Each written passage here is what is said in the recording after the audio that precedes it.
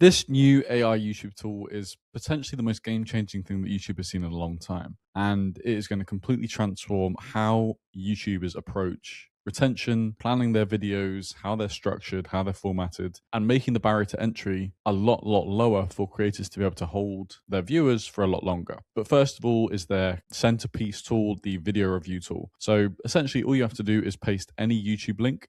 You can also compare it against the channel. So if you were to add your channel, for example, or add any other channel on the platform, it would then compare it against that. You can also then drag in a real retention graph because that will then give you more accurate results. And you can also pick the focus areas for your analysis. If you want to put a specific emphasis on your hook or your pacing or your story and stakes, this is where you would do that. And then you can also input a custom prompt as well. But just to show you an example of exactly what this tool has, and I think you'll be very impressed with the detail that you can get. The first thing that you'll be met with is the key changes page. So this will all be ranked from obviously lower urgency to critical urgency, what you should be changing about the video if you were to re-edit it, or what you should be changing about the next video that you upload and kind of learning from this previous upload. And then the next page you'll see is the hook page. So you'll be scored what's working about that hook, what needs work. And then it will also draft you a completely rewritten version as well, and then tell you the changes that it made. The next thing is the feedback page. So this is where you'll kind of get the most value. So it'll tell you where to improve. And then if you scroll through, it'll also give you a score. This is based on things like your hook speed, opening loops,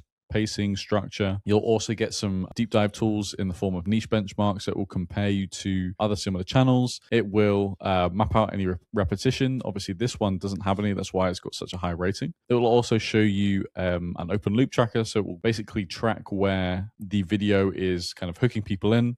So that's basically opening stories up and obviously closing them later on in the video. And it will also give you a stakes tracker. So when they're mentioned and then when you kind of forget to remind the audience of stakes. So as you can see in this video, not great. It will give you a list of fix now, and then it will also give you what worked and then for next video and some retention techniques to potentially use in your next piece of content. Moving on, you get an implementation pipeline or timeline. This can be overwhelming to most creators, especially lower level creators who don't necessarily know how to make sense of all of it. So this implementation timeline makes it far easier, and it will give you a 5 upload plan of basically low to high effort retention strategies that you can then add to each of your following videos rather than trying to completely transform in one upload. It will give you 2 fixes for that first video and then 3 fixes for the next one and then 2 fixes for the next one until after 5 videos time, you then hopefully have a much more retention optimized video. The comparison tool, like I spoke about earlier, you can compare it either to your own channel. So when you add a channel, it will ingest the 10 most recent videos and it will break them down and kind of give you a benchmark. So as you can see here, I've got another example of how the comparison tool works or how the comparison tab works. So this is my golf channel, and I've now compared it to the previous 10 uploads on my golf channel. Don't worry about this one. This is just an unlisted video. If I scroll down, you can obviously see the source library of all the videos that it ingested, and you can also see my benchmark. So my benchmark overall is 80 for the channel, and then this particular video was a 70. And it will tell me exactly why that is. So you can see in this dimensions tab, my hooks are usually better. My first 30 seconds is usually better. My stakes usually better. My end goal is usually better.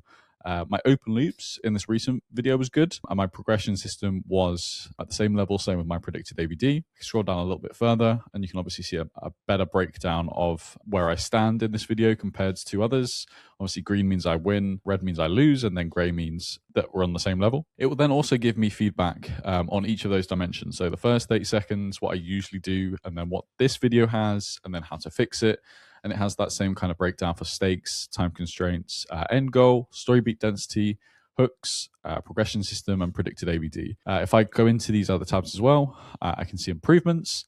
So I can see exactly what I would need to change about this video to get it to the level of that compared channel, what I did before, and then also what's better in this video. So not only does it tell me what I did wrong, but it also tells me what I did right and what I need to carry on into that next piece of content. And then the last tab is the summary tab.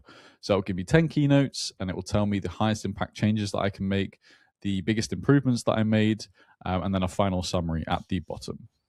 timeline. So this is really, really useful, especially when kind of breaking down competitor content.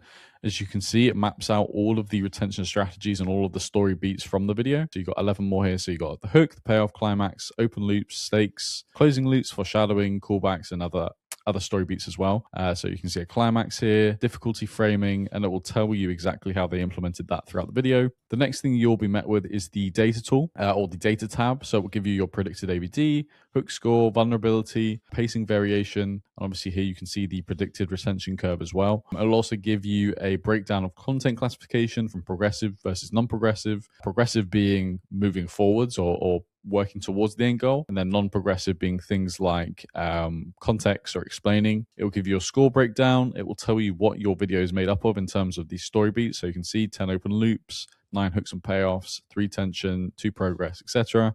And it will also give you some information on your delivery and pacing. So in this video, it was 194 average words per minute, and then an 8 out of 10 in terms of words per minute variation, speeding up, slowing down to create tension or to create excitement, to basically invoke different emotions in the audience. The next tab is re-edited. So you can obviously see AVD before. So that's your predicted AVD before, and then a predicted AVD after you make the changes that it will list out later on.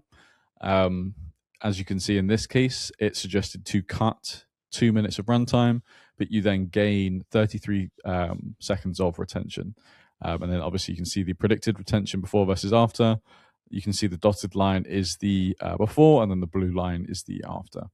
But biggest improvements, hook candidates, 5 changes, and then potentially unexplained jargon. So when you use specific terminology, it may suggest that you kind of explain what that means. But as you can see, 5 changes: rewrite, cut, add, compress, and then another add here. So it's suggesting that in this video, you add a stake reminder at 13 minutes. It's also suggesting that you compress the jury speeches to 30 seconds. The final tab that you'll see is the Devil's Advocate section. Essentially, it's like if you were to give yourself no benefit of the doubt and assume that every single viewer is going to be as skeptical as possible and they'll click off at the slightest inconvenience. These are all the things. So if I had 60 seconds, these are all the things that you could change, just to basically avoid the most impatient of YouTube viewer.